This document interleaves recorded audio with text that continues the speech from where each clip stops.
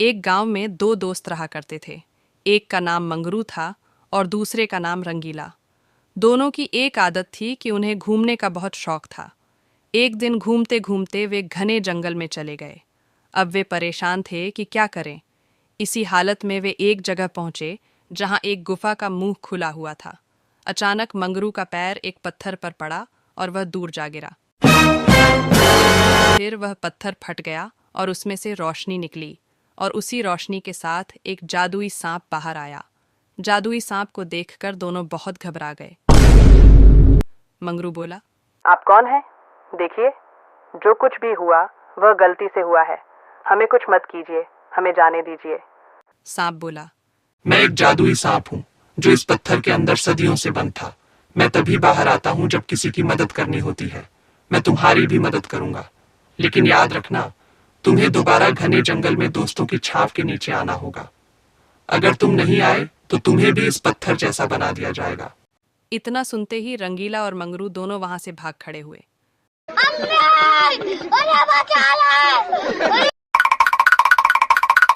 भागते भागते वे अपने दादाजी के पास पहुंचे। दादाजी ने पूछा, अरे मंगरू, रंगीला, तुम दोनों इतने परेशान क्यों हो? दौड़ते दौड़ते कहाँ से आ रहे हो? मंगरू बोला, दादाजी, आज हम घूमते घूमते जंगल में चले गए थे। वहाँ एक सांप था। उस सांप ने हमें कहा कि मैं तुम्हारी मदद करूंगा, लेकिन तुम्हें वहाँ आना होगा। अगर तुम नहीं आए तो तुम्हें पत्थर का बना दूंगा। मैं बहुत परेशान हूँ, अब क्या करूं? रंगीला बोला, मैं तो बिल्कुल नहीं जाऊंगा, मुझे तो बहुत डर लग रहा है। दादाजी बोले, नहीं बेटो, अब तो तुम्हें जाना ही पड़ेगा। जादू हमेशा नुकसान भी लाता है और फायदा भी, लेकिन असली चीज नीयत होती है। अगर तुम्हारी नीयत साफ है और तुम किसी को नुकसान या लालच की भावना से नहीं गए, बल्कि भलाई की नीयत से गए, तो वह तुम्हें नुकसान नहीं पहुंचा सकता।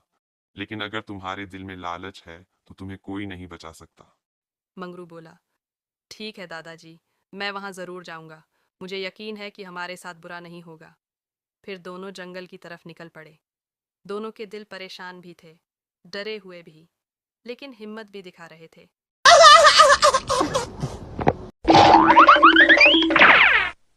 जब वे फिर उन पेड़ों के पास पहुंचे तो देखा कि वही पत्थर सामने है।